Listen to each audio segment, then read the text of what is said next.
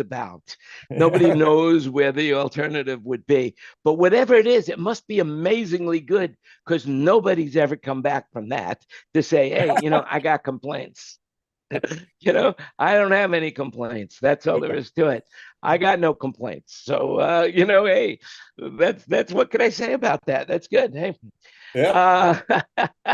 welcome everybody. Welcome to all those people. We've been in the room having a great time. You've missed so much that if you were part of the panel, you wouldn't have been missing it. But now you never know what you're going to miss.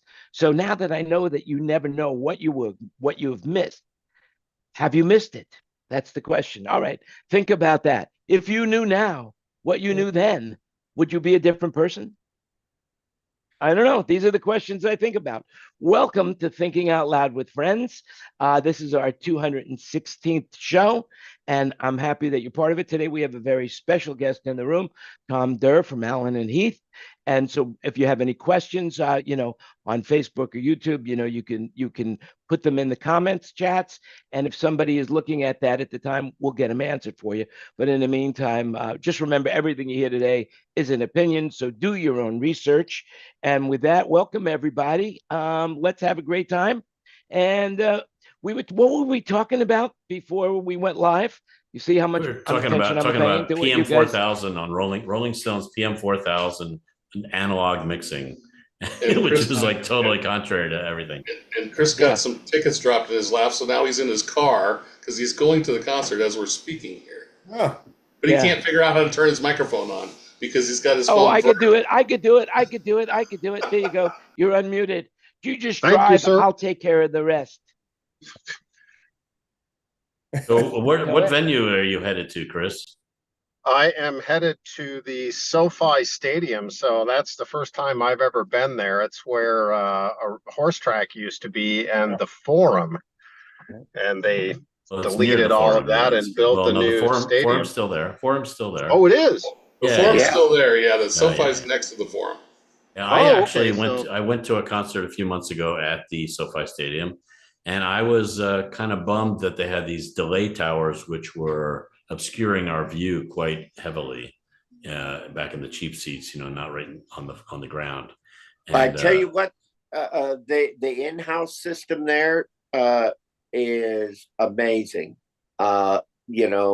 Any touring group who doesn't tap into that in-house system, they're idiots. I've been there twice.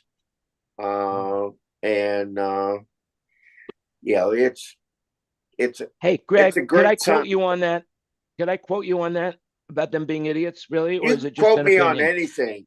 It's an opinion. Quote me that Greg Baker said Jan at time is an idiot. So yeah. Oh well, there you go, and that would be correct. That would be correct more times than not. That's it. Like I always say, I've never been wrong. I thought I was once, but I was mistaken. Think about that for a while. Anyway, hey, listen, Tom, you were mentioning something about, your career and how happy you are at Allen and Heath. And, you spent 27 years over at Soundcraft, and now you're over at Allen and Heath, and that, you might finish your career there. The interesting thing is that I've just read an article about people are not retiring anymore. People are, dropping dead in their office chairs, at 90, nobody wants to retire. And of course, it's, making the headlines everywhere in the world that, older people don't want to give up their job. And, so that's an interesting thing. It's a very, very interesting thing because, fortunately for everybody in this room, we could say one thing: you love what you do. You're not doing it. Most of us are no longer doing it because we need the money. We want the money, of course, but we don't need the money. And we're doing it because we love what it is we do. And that makes it, the definition of work is doing something for money when you'd rather be doing something else for free. That's the definition of work to me. So, do you really feel like you're going to work every day, or you love what you do? That's the question. Yeah, I mean, again, that's something I've always said. I mean, I think we're all fortunate that that we've been able to do stuff we love all, our lives, and that makes it that much harder to leave, to be honest. I mean, it's I'm sort of surprised I'm at the point where you're thinking, well, how much longer do I work? But because it's weird to be this old, but it's it is such a it has been fun, and it is fun, and lucky, because some people do want to retire. I mean, some people want to get out as soon as they fucking can, but no, it's I think we're lucky in that we dig what we do, and and I think probably at one point, someone being in their 60s, being involved in audio or, rock and roll or what have you, probably was seen as sort of uncommon, but now it's super common. Mm-hmm. Yeah. I mean, look at remember David. David's how old? He's 78 years old doing that Eagles tribute band on the road. He's on the road constantly with this Eagles tribute band, and he loves it. 78 years old. Absolutely loves it. Absolutely loves it. And the interesting thing is, because for some reason our health system is better than it is, right? Better than it was. The reality is that we have our health. Like, for example, he still has his hearing, which is, of course, it's important as a mixer, if you're going to do engineering mixing for other people. But fortunately, everybody in that room is his age, so they all hear the same thing he hears, which is wonderful. That's a good point. Right. Well, Tom, let me ask you this.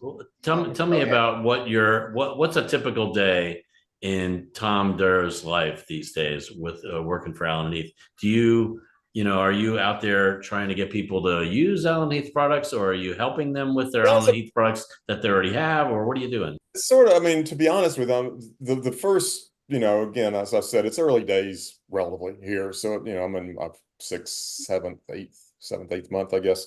So but currently for me, it's a lot of it's management, to be honest. It's less frontline stuff than I did at the old place. I think that may change. I am going out, we've been very, part of our success is that we've been very aggressive on doing trainings and quote university things for the top end for us touring product D-Live, and a guy named Mike Bangs, who a lot of people know. I've been going out with him just as, not that I necessarily have to, but just to get out and have exposure. So, but there's a lot of stuff going on. There's a lot of things that are not, my old role was a little bit more sales or technical sales focused. Here, it's more, the official thing I'm supposed to be is a market liaison between the US and the UK R&D team. I'm not fully in that role per se, but it's something that's developing. And they're also interested in extending training for both, not only consoles, but we also have a digital matrixing product called AHM that there's a lot of emphasis on. And so developing training and support for those, I've got a couple of people report to me, Mike Bangs, who I mentioned, and Samantha Potter, both very bright, both very capable. And so there's a lot of behind the scenes stuff that I've been doing more than anything, to be honest. Right. Interesting. Thanks. So the two big projects, the two main, you got the D-Live, you got the Advantis, right? You've got the Advantis and the D-Live. And the Advantis, I believe, is 64 channels, 42 bus.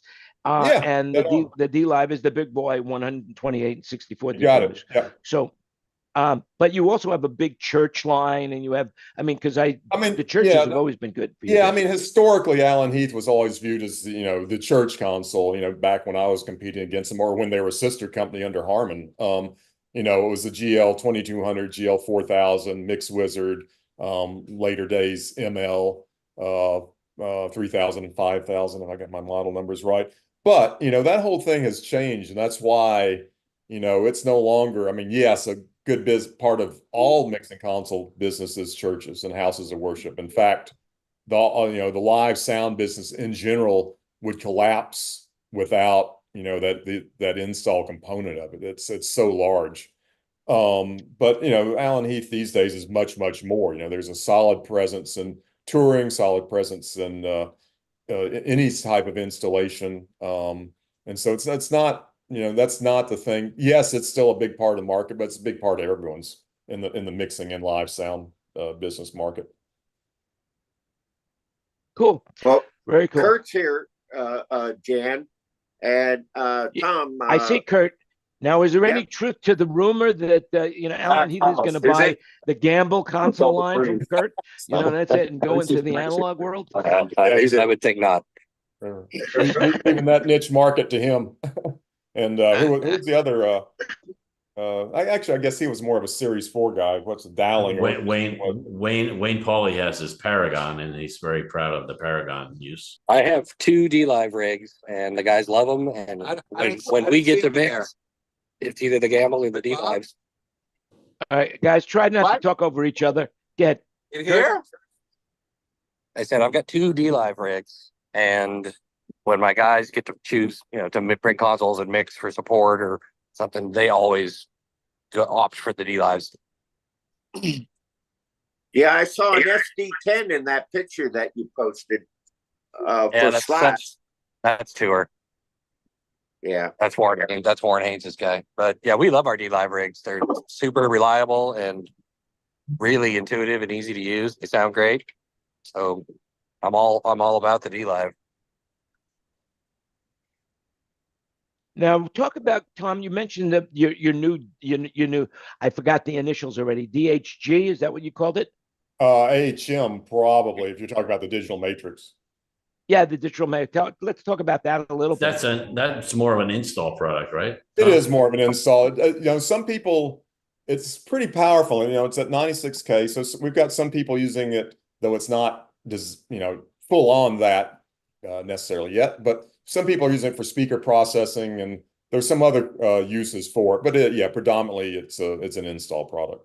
I mean, it would be similar in some ways to like the London line or the. Yeah, it's not as it doesn't scale as large, but for the projects where it does work, it's pretty elegant because it's simple to use. You're not coming out to a sandbox, for better or for worse. Some people want to do that, but it comes in a more fixed sort of signal flow, and everything's there for you, where you're not having to build it up. Which again, some places that's the appropriate way to do it, but in many places this does what you need it to do and sounds great. So it's still a growing thing. It's a small portion of our business, but it has heavy emphasis both from Alan Heath as well as our parent to grow that part of the business.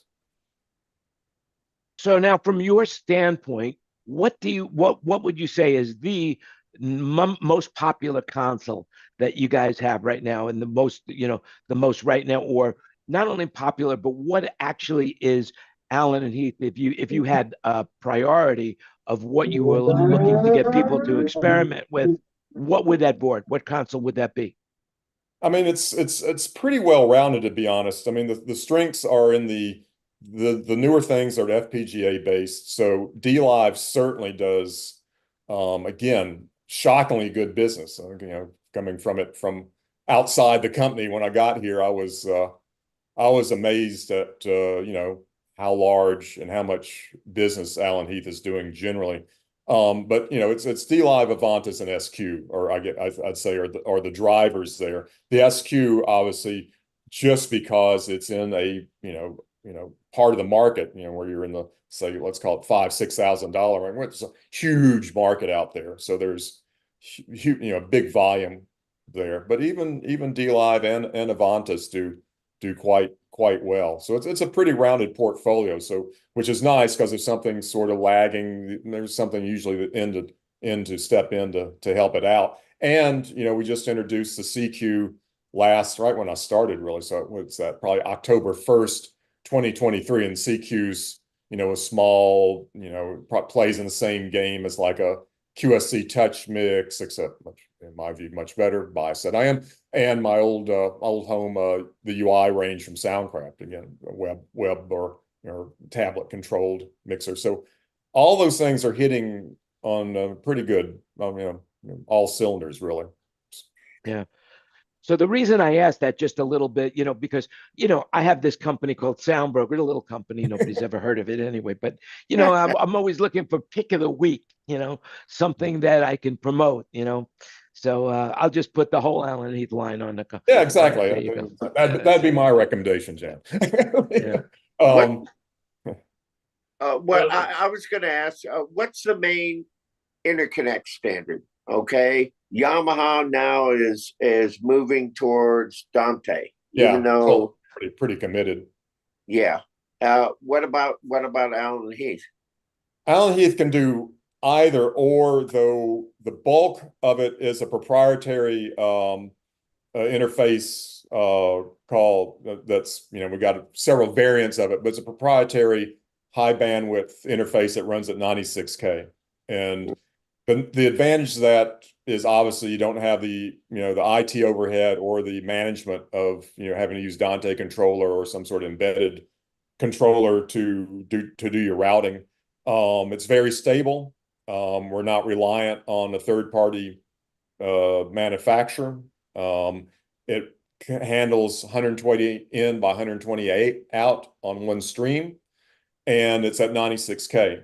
And so that, I think, is the standard connection from stage boxes, or if you're linking consoles together, that is our standard. That said, we do have a high bandwidth Dante card. So we have a 128 by 128 at 96K Dante card, and we have stage boxes that can be connected to it. So, but most everybody out there has a Dante option if they're not standardized on it. Yeah. So what's the Allen Heath version called? Is there a name for that network? It's Giga Ace. Is that there's also S-Link, which sort of speaks to a variety of our different protocols, but Giga Ace is what's used. I'd say if on a D-Live, it'd be a Giga Ace connection to. And so if I was using a Allen Heath console that has Dante, can I use a Yamaha Rio input box, or do we not have control of the Fred? Exactly. You could, but you wouldn't have control. You'd have to use a remote app for control of the Rio. But if I use an Allen Heath Dante box, that's like the Allen Heath Rio. So does that control the head amp gain from the console? Oh, ask that again. I may have to. Okay, so if there's an Allen Heath Dante input box, right? Yeah. Dante based input box. Yeah. Do I control the head amp gain of that from the console? You do. I need a third? No, okay. No, yeah. No, we put the control data there. As I think everyone knows, or most people know, each manufacturer is writing their own control data and the gain staging of that and the preamps and the whole thing. So it's currently unheard of, as far as I'm aware, to be able to control someone else's IO box or stage box from a console directly. I think someday probably that will happen, maybe, I think, but as far as Dante goes public domain, but Yeah. Okay. Listen, we got a question from our man on the. Okay, guys. Each manufacturer has their own protocol, right? Ken, I'm sorry, but Fred has got a question, and so does Chris. So we'll go Chris first after Ken finishes. Okay, Ken. Sorry about that. Just saying. So I just want to confirm each manufacturer has their own protocol for that data that controls the gain and stuff of the box. Yeah. So for now, it's all proprietary. You have to put an Allen Heath box with an Allen Heath console. Exactly. The remote box, IO box, a stage box has to be used with that manufacturer's console, as far as I'm aware. Yeah. Great. Thanks. Uli has Chris from the man on the street, going to the Rolling Stones. I'm unmuting you right now, so go ahead. Ask Tom your question. No, I was just curious, from a high flyover, can you give us any sort of development roadmap for Allen and Heath? Are you thinking about going into some new technology that we don't know about, or heading in kind of a new direction that you think is going to be important in the future? I probably, if I had anything, I probably couldn't talk about it.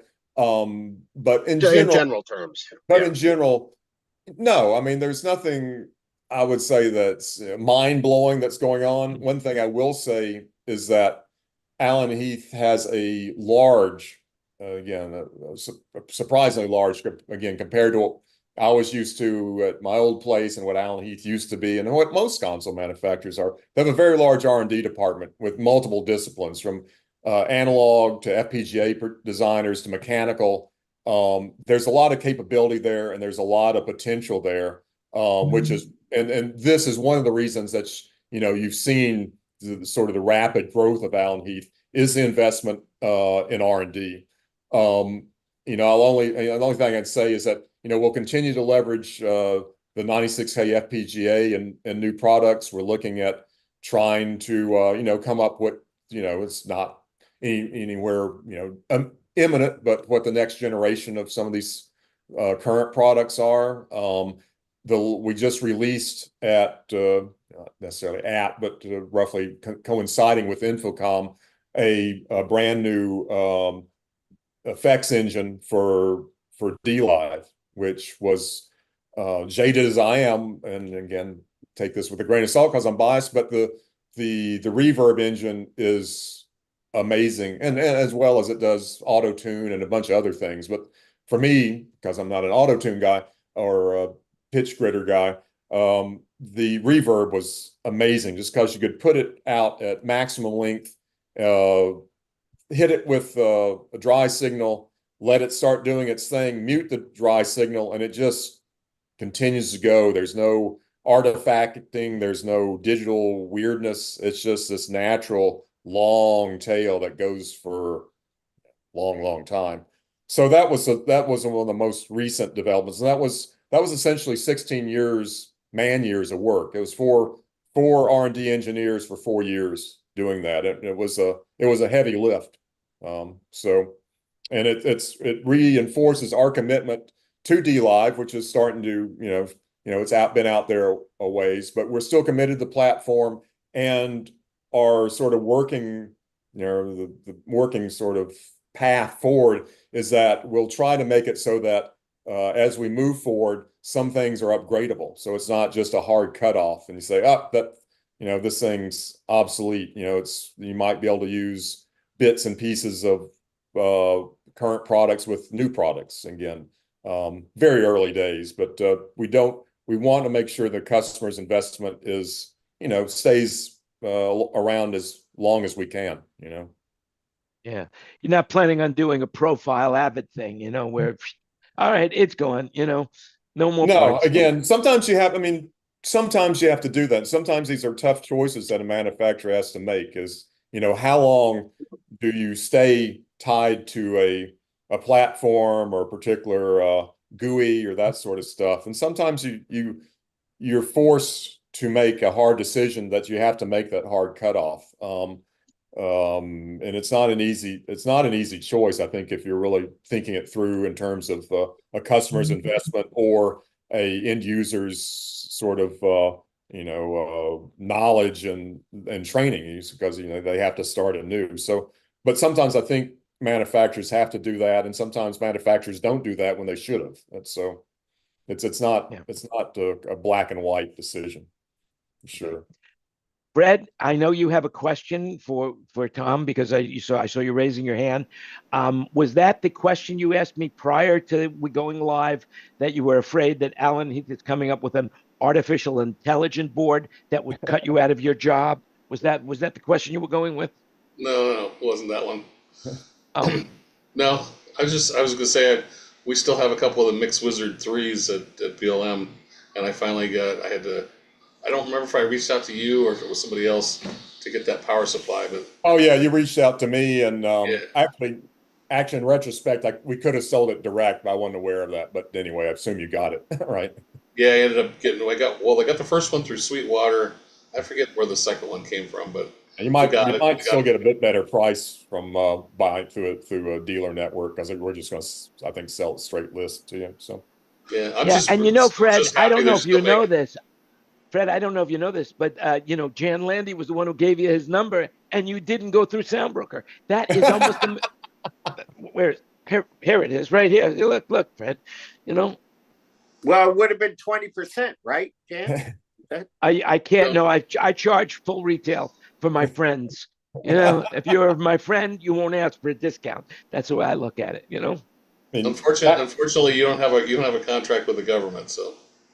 Yeah. the, Actually, I don't want one. We do have one, but it's so, I mean, the password alone, just to get into, well, I sold something to the Navy, and it took me about an hour and a half just to get a correct password for them. It has to be so long with so many different characters, and no number could be sequential. And the letters, it's amazing how difficult they make it to get into the Oh to yeah. their system.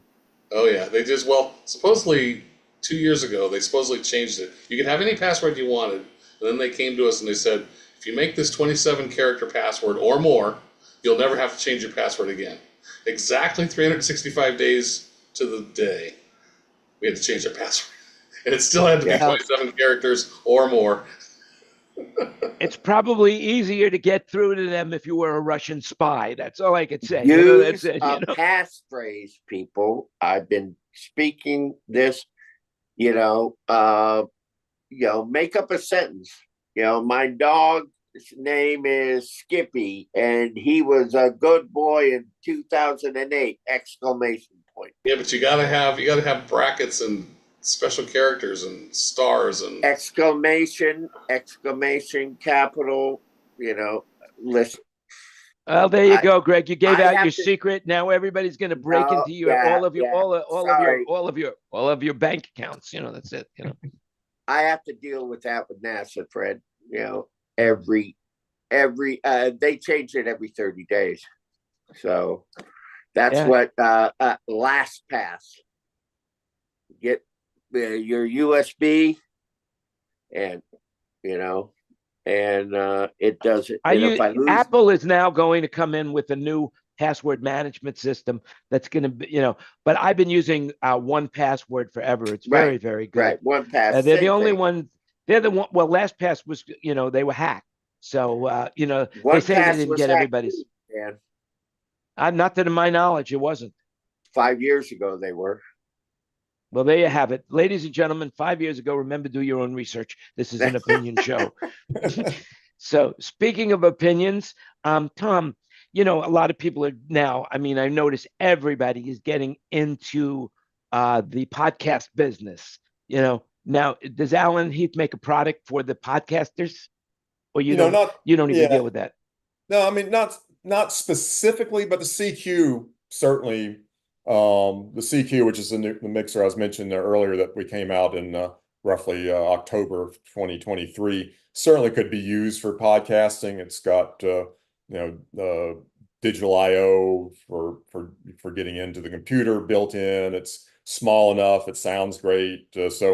But it's not marketed as a podcasting mix. I mean, there's so many people in that, if you start looking at that, that ends up being a much more of a consumer type product. At the old home, Harman was, at one point, they're all over, podcasting packages that had like a, AKG mic and JBL speakers and this and that in it. But, that's still just at a different level than what most of the business is happening there. Yeah, there's a bit of business for that level, but it becomes much more of a consumer business. I think, as a professional mixing console manufacturer, you probably don't, I don't think you want to be aiming at that. I've got another question for you. So, is there any of the current product that it's going to be like the Mix Wizard, where you can take the I/O and tilt it 90 degrees, so you can drop the console into a desk and still hook up to it? Yeah, I love that about the Mix Wizard. That's just the yeah, that coolest thing I've Rotopod was cool. It was really cool. Yeah, no, not none of the digital stuff can do that. And you can sort of look at the CQ, as roughly a digital mix wizard in a way, but it's, doesn't have quite probably as much onboard I/O. It doesn't, but that's sort of the closest we come, and it doesn't rotate. Jan, you had mentioned, I think maybe jokingly, about AI. In my position, periodically I get canvassed by market research firms that'll pay you a little bit of money to weigh in on stuff. And I think generally that's probably from venture capital or some sort of investor who's sort of poking around about the market. But AI did come up in one of the calls in the last 12 months in terms of what I thought about was AI going to be a thing in mixing consoles. And again, I'm a Luddite, so I said, yeah, maybe someday, but not anytime real soon. But there is certainly, I think, at a corporate level, interest in what AI can do or what sort of damage it could do, I guess, also in terms of the market. So there are several questions in this survey. I was an interview I was taking a part in that did deal with AI, which is sort of interesting. I think Chris has got another question, Jan. He's trying to find that mute button. Okay, I'll take it. I'll take it from here. Okay. Yeah, Chris, you can talk. Yeah, I just wanted to chime in. I own a CQ20B and I love it. It's what I just use for my living room mixer with my Meyer gear, and it sounds great, easy to use. I've really enjoyed it. Yeah, so I mean, those things have been a real hit, and and has been another sort of part of the growth we've seen. But there's a lot of growth going on before that, but that has again just fueled sort of the full range. Alan Heath, much like again my old home at Soundcraft and Yamaha, really are the only three console manufacturers that are making something from fairly inexpensive to something fairly expensive and large. Yamaha going up above what we do currently, but there's not many people who do a wide range of mixers at all price points. So that's again one of reasons of our success. Yeah, well, we hear a lot about the DM7. We hear a lot about the DM7, right, Greg? I mean, that's what people are talking about. The DM7. What I was going to say.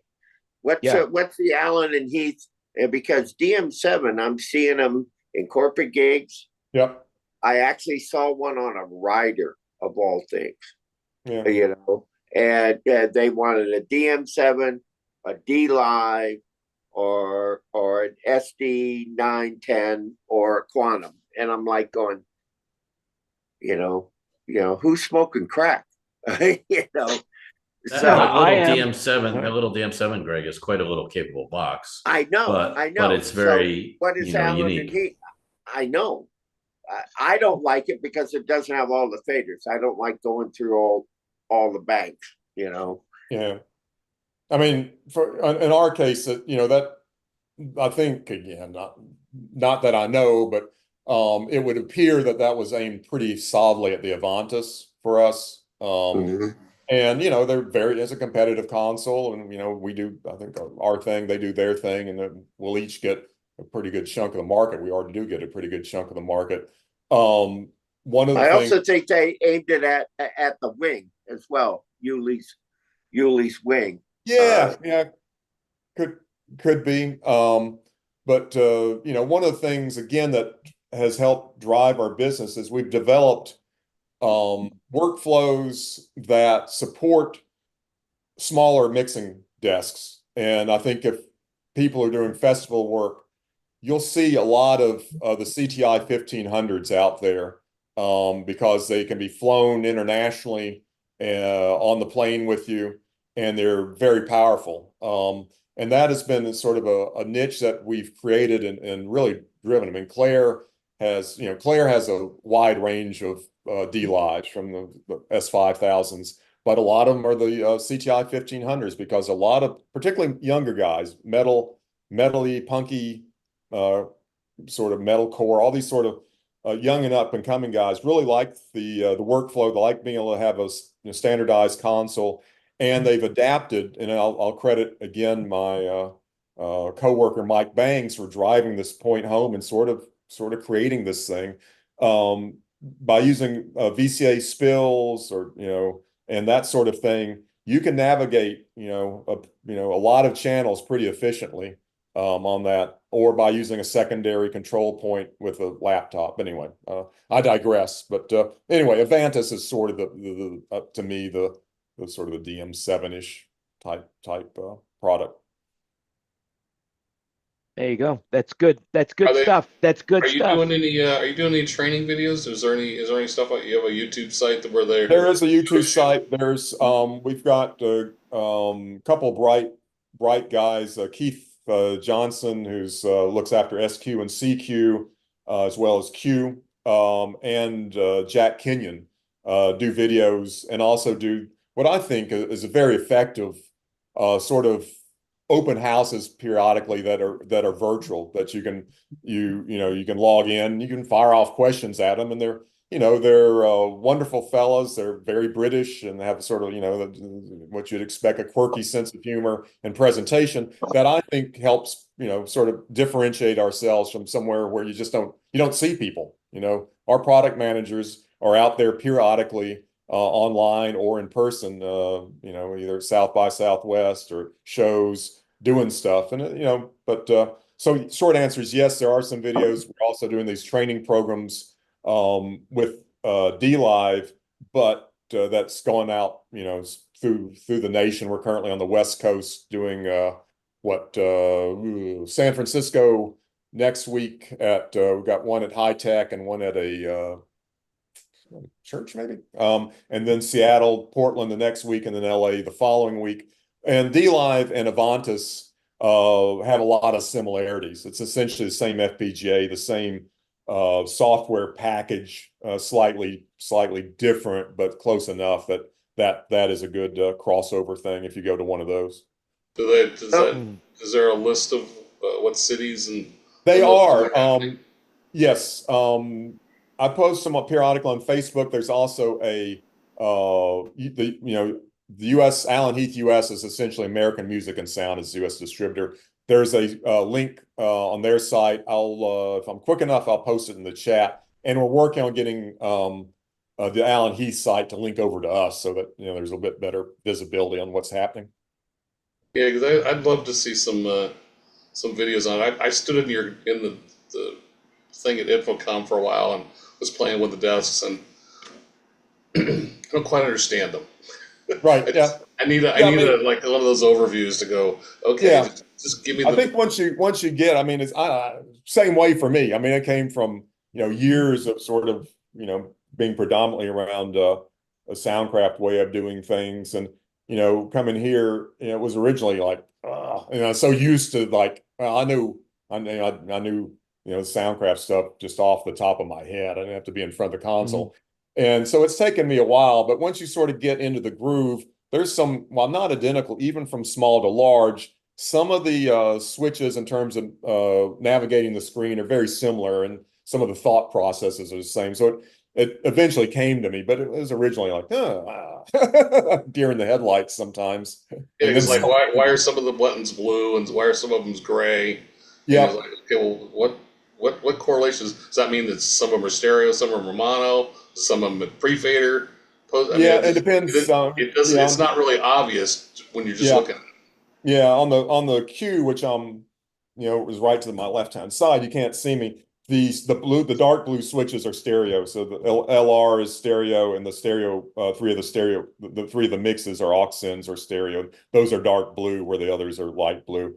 The greens tie into green switches up by the that navigate the screen, and there's some I won't go into the weeds on that, but there is some thought process behind that. So yes, in some cases the colors do mean something. I have a question, Tom, as a console hopper. If I take a snapshot on name your console, all right, can I move it to the next one, or am I going to be in Digico hell? You're stuck. I mean, you can't. I wouldn't say hell, but you can't move it. There has been conversion. Well, not for us. I mean, each SQ to Q to Avantis to DLive are all unique, unfortunately. There has been some talk. I'm not sure how realistic it is. I think it's more realistic for these two to be together, which is Avantis and DLive. There's been some talk of trying to come up with a way to convert files there. Those would be the only two that I think we could come close to. That's a Well, yeah, that's, well, that's a that's where it historic. really comes up to, because if you get into an installation, who cares? Yeah, But that's I mean that's a historic quandary for all console manufacturers. I think really the only one who's done a pretty good job of it, was Avid. I think at times they had file compatibility, but it's not. Same thing when I was at Soundcraft. SI and VI weren't compatible. It's very difficult to do that, to be honest. So It's yeah, probably it's all because of how it's integrated. Yeah, I got this thumb drive, and it has, oh gosh, at least 1,000 different console snapshots type. An SD9 doesn't work with an SD10. yeah. It doesn't. And I don't like Digicos, and give me something else. Well, there you go. You have Alan and Heath to choose from, babe. Now you have Alan, and you got him. You know the another guy one. now. Again, you still have Now the same. you know the man. You are connected, Greg Baker. Like, You are connected. You knew me before. But the yeah, I mean that's you go to a festival and you'll see guys. They won't put it all on one. Each console they've ever dealt with has its own stick. So I got like this traveling assortment of USB. Yeah. sticks. And I never, and the whole thing about snapshots is sometimes, depending on the console manufacturer, you get routing included. Yeah, absolutely. Yeah, you want to probably scope out some way or another. Yeah. Listen, I have to just bring this up, Wayne. I'm tired of you monopolizing the conversation. I am just tired of that. So, Wayne hasn't said one word. Come on, Wayne. I've been thinking. I like listening quite, but I have to say, Greg, there's some file converters software for Yamaha and the Digicos. I did one the other day. Yes, yes. So you can, but you don't get everything. No, you don't get everything, but you can get your majority of your show.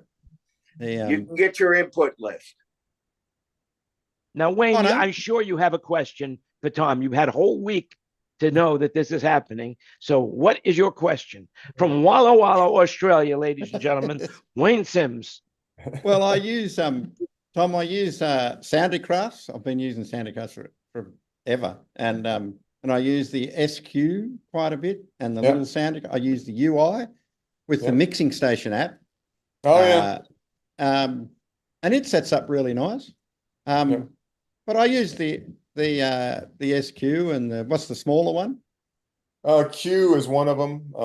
That's the one under SQ, and then the one that just came out this last 12 months was CQ. That's his little small touchscreen one. So I haven't used that one, but the Allen Heath are very solid sounding. My question is on the smaller ones. I often make an edit at home on the editor. Yeah. And then you put it on your USB. Now, do I need to format the USB on the console into the? That's a very good question. And that's something I would want to fact check myself on. But short answer to me is, for me, yes, I've been formatting them on the console. I'm not sure it's probably a format that's you could do on a computer as well, but it does want you, if you just took a raw USB that's, I'm not sure, I assume let's call it FAT32. It's probably FAT32 or exFAT. Yeah, it does want to format it. It won't recognize the stick unless it's been formatted in the console, though again, there's probably a workaround, and I'm part of my learning process. I'm not sure what that is. Because I have noticed a couple of times that I've formatted it on the console, SQ. Yeah. And I did a D-Live show here a while back, and I brought the file home from off the console. I can see it there, but I can't open it. Now I'm obviously doing something wrong. But going back to the SQ, so I formatted it and I made all the show, and I went back, and after about 3 inserts of the USB, it all came up, but it wouldn't see it for the first. Interesting. There's been, again, I don't have as good of historical knowledge of things, but I know at one point some of the consoles became picky about USB The sizes or types. Yeah. Yeah. Anyway, that was about my only thing that I've ever noticed question wise, but they're good, all great consoles. Yeah. Well, thank you, Wayne, for coming up with such good questions. And now, welcome to the Hotel California. The engineer of engineers, Mr. David Dansky, is here. And David, I know you've been using Allen and Heath on various occasions. So, you know Tom Durr. Yeah. I haven't used them that often, as it turns out. I mean, I would love to use more, but I don't get much of a chance to. You know, I'm with the an Eagles tribute band. It's the only authorized band in the world to play Eagles music, and they carry the entire stage in the in-ears, the Accent mics, the PSM 1000, all Dante'd in. I mean, it's really what carry their own. Hey, David, mics. where did they get all that stuff? David, where'd they get that stuff from? Do you remember? Oh, sorry. Sweetwater. Oh, I don't get a thing for front of house. I have to say, what do you have? What's your PA system? What's your console? And I have to come up with a file for it. And I don't have that many times that Allen and Heath shows up in these places. Right. They're mostly performing arts centers and casinos and some festivals and stuff like that. So what's the most frequent console, David? Yeah, good Profiles question. and MNX32s are the two most common. Interesting. And then you get to the Yamaha stuff, mostly CLs, but occasionally PMs, 3s, 7s, and 5s. I thought you told me the other day, or I think you mentioned once that you were mixing, that you went to one venue and they had an Allen and Heath and you really liked it. They had the QM32. Oh yeah, yeah. It's QU30. Yeah. And it didn't have enough DCAs for me. I couldn't use it. It only has 4. Yeah. Yeah. I mean, I've been looking forward to using, the consoles. I just haven't run into them. You know, I have to make by the way, a question for you. Is your offline editor a Mac and or PC? Either or, yeah. Either or. Oh, good. Perfect. All right. Because I have issues like with the profiles and stuff like that. They just, Digico, they don't make it with a Mac program that works. I mean, I use Parallels, but there's just something just doesn't work right. So I have. Yeah, we had the same issue when I was at Soundcraft. It's, often that's the offline editor often is just an extension of what was developed for the console. So that's sort of why some of these, why some of these consoles don't use Mac or can't use Mac. Yeah, well, I've been at a Mac since '84, so I'm not going anywhere. Yeah. Yeah, and that is something. Well, I'm just saying that determines what console I ask for. Because as much as I like the sound of a Digico, if I can't program for it, I don't want to work with it. I consider that an attitude that needs adjustments. David, I know you're not at home right now, but that bed is a very interesting bed for the hotel room. Yeah. It's an unusual hotel room bed. This is a Wyndham. It's Wyndham Suites. I have a whole sitting area to the right. We're right by the Ontario airport because tomorrow we're working in a town called Beaumont, their very first outdoor festival, #1. And it's outdoors, it's going to be 105 degrees out. So I'm not particularly looking forward to it, but a gig's a gig, So I could have Make sure you hydrate. Stay hydrated. It's only about 30 miles from where I actually grew up. Oh yeah? Well, come on out. Well, now we've learned something, ladies and gentlemen. If you've never learned anything else, we've learned now where Fred grew up. All right. Thank you, Fred. Hey, Tom, before we go off the air, I just have a couple of questions. Number one, what console is that sitting to your left or right, depending on if it's stage right or stage left? What do you got there? That's a D-Live S5000. Yeah. And you have that there to just so you can learn more about the console? Yeah, Or are you I've got mixing, I've got are you one that mixing the birds outside the window? yeah, yeah, it's mainly for me to learn and for a reference since again I'm still learning, so I can't do it all off the top of my head. But that's a D-Live S5000 to my left that you can't see in line with the laptop is a Q. I've got a SQ and I've got an Avantis Solo here, and so yeah, I've got a little and a CQ or two. So yeah, I got in my home office a little bit of everything. Yeah. The difference Now, I between a also solo noticed you and a have some regular Avant. jars. I also noticed you have some jars behind you as well, and I'm very curious to know if what's in those jars. Oh yeah, The other way. The that other way. wasn't those weren't strategically placed. Those are stuff I was going to send to my mom, but those are my brother-in-law works at Stonewall Kitchen, which is sort of like a sort of fancy gourmet food thing up here in southern Maine, right across the border from where I live in New Hampshire. And those are rejects because the labels aren't good that I'm sending my mom. So, if you must know, there you go. That's a true story. Yeah, So what's the very, very difference good. between the Solo and the regular Avantis?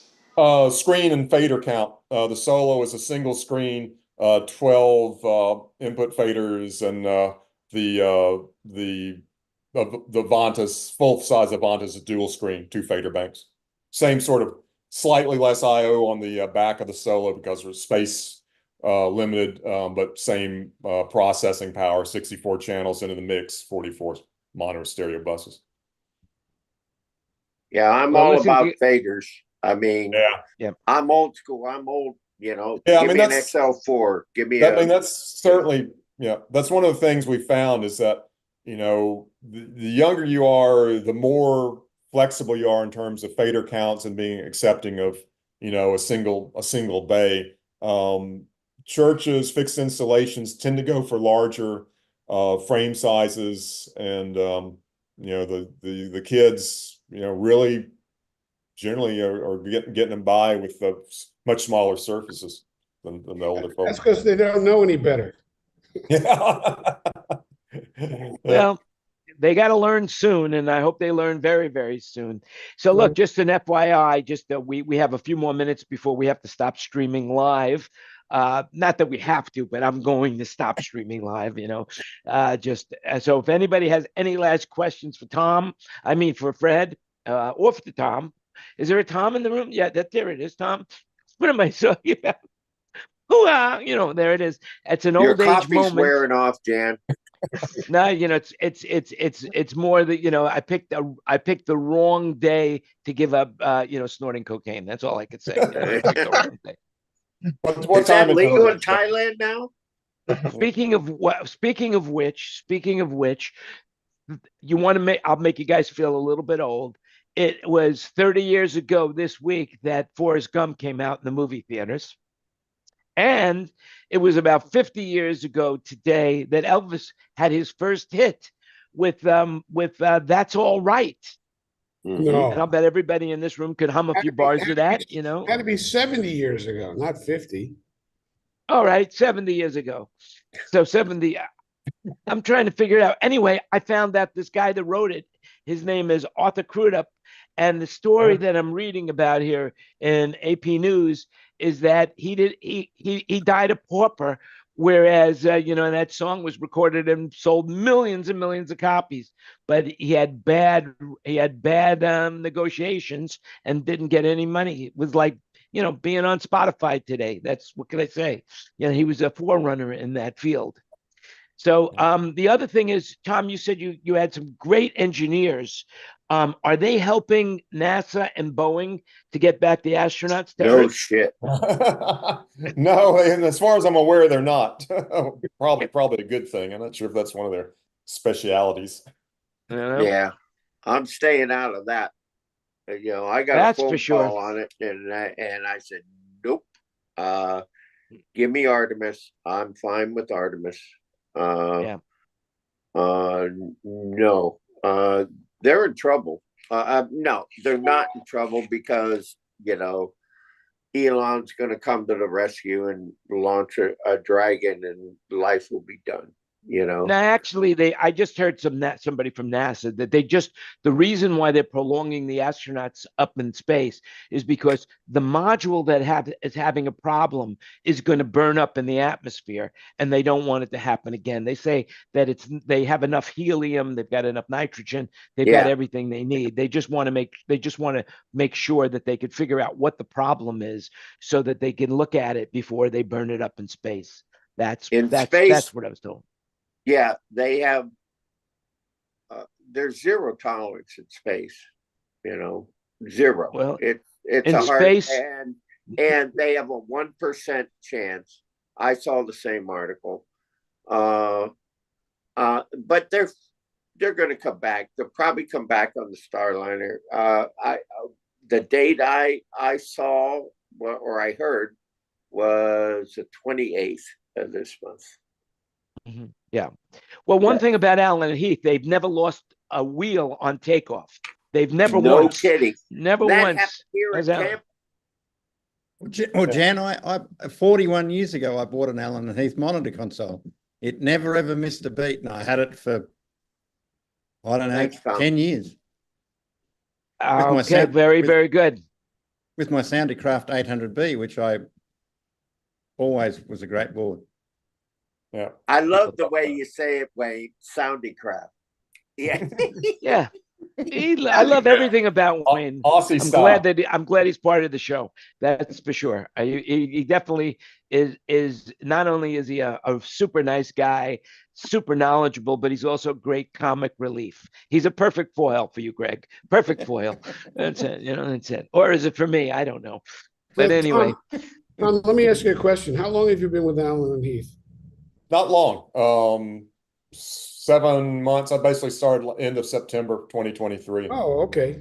After, I was at Soundcraft for 27 years. So it's a brave new world. Well, I think I met you at Soundcraft because I was big ice. Absolutely.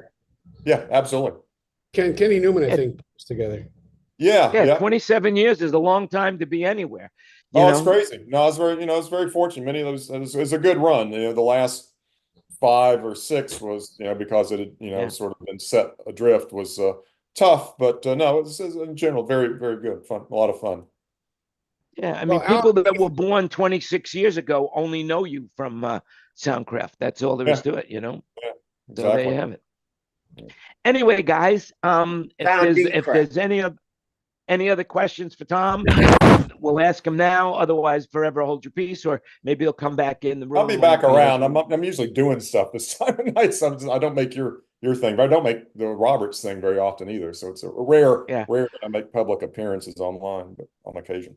Robert has a strange time. I mean, believe it or not, it's 4:20. I understand the whole concept of the marijuana thing, but still 4:20 is just too early for me. As Greg said earlier, but you're up for this. Yeah, because this is mine. Of course, I'm going to get up for mine. What the hell? I'm a selfish guy. Tom, I'm a son of a bitch. It's on Mondays now while he's out with Kenny. Yeah.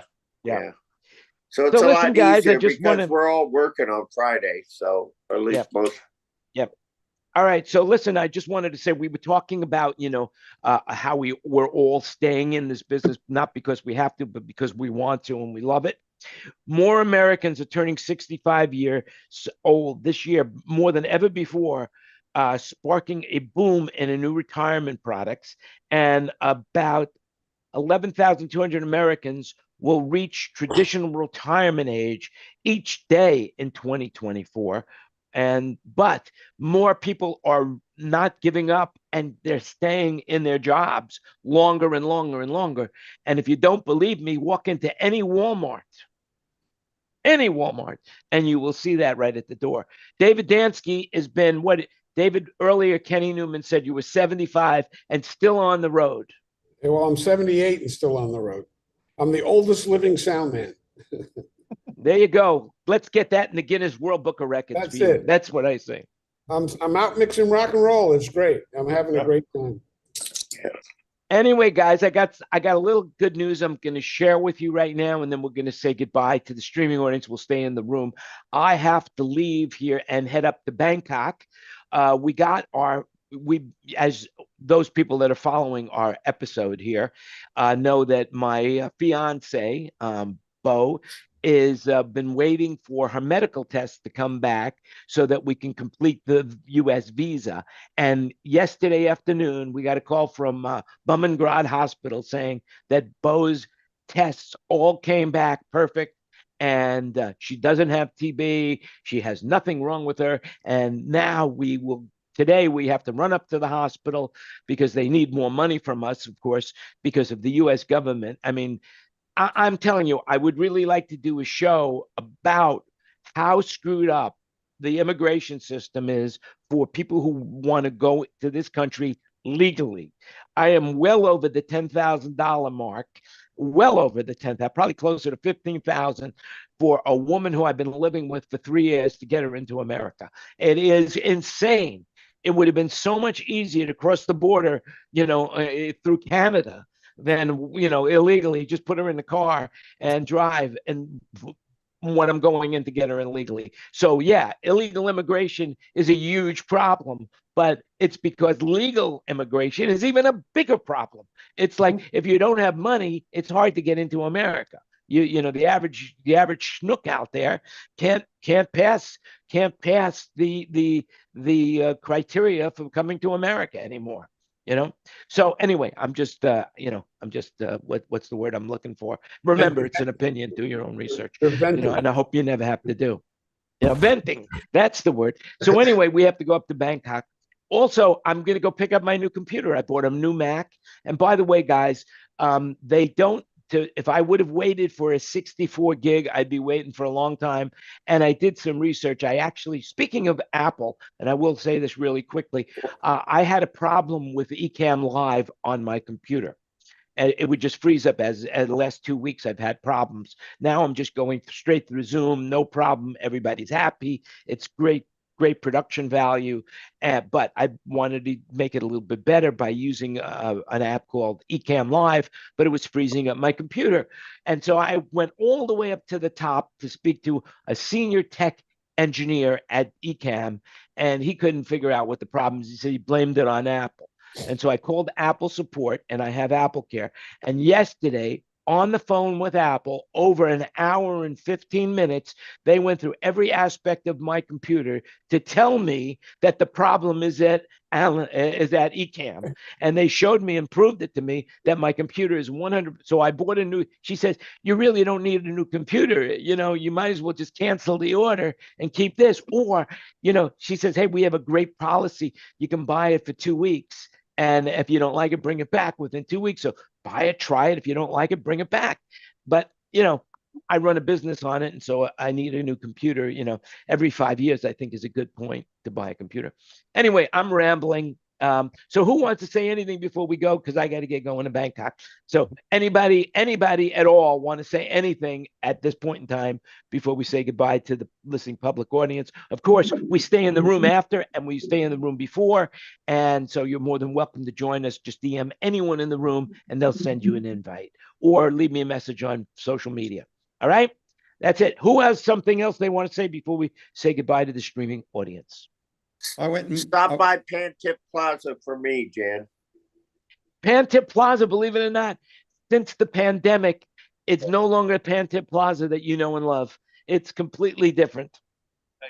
No.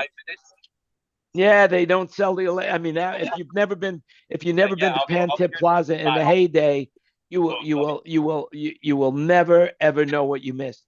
Once again, so it doesn't matter if you don't know what you missed. Who cares? There it is. Oh. And of course, that's my opinion. And I'd like to just say, thank Jan, you so much. Yeah. What, Wayne? I'd like to say good to meet you, Tom. And the other thing I'd like to say is I went and watched the Midnight Oil movie, which they ran last week, and it was great because they're a great band, but it was to the history of Midnight Oil. And it was just a great movie. I thoroughly enjoyed it. It had all the footage, early footage with double four-ways but great material, great music. And they're a rather political band, but anyway, I thoroughly enjoyed the movie. And I just like to say, hopefully everyone has a good week. Thank you. So Tom, in closing, is there anything you'd like to say? No, I mean, thank you for having me on. As an honor, and yeah, got me here, and I appreciate you doing these things. And again, it was during the pandemic. I was more or less a regular for it, which it's nice getting everyone together. But glad to make a return and have everyone be so nice to me. Well, I'll Everybody say just trying one to thing be on your alive. behalf. Right. If you need Alan Heath, Sound Broker is an authorized dealer. So come by, There you bye, go. bye, Thank you. bye, bye, bye. Thank you, Jan. All right. Anyway, listen, guys, thanks a lot for watching. Remember, you make it happen. Stay safe and healthy. This was our 216th meeting. Our YouTube numbers are growing. Our Facebook numbers are growing. People are really watching this, and they're getting enjoyment out of it. And that's what I love. And I'm glad that we're able to accomplish that. So if you had a good laugh, if you learned something, share the show with somebody. I think I have a link here, a button here. What do I got? Do I got something here that will? I think let me see if this works. Does this work? Nah, doesn't work. What about this? You need a new computer. Let's see. Oh, here it is. Here it is. Thanks for watching. Remember to share the show. I don't know what that 58 or 57 means, but that's all what can I say? You make it happen. Stay safe, stay healthy, and we'll see you again next week. And with that, we are off the air. Bye, everybody, for now.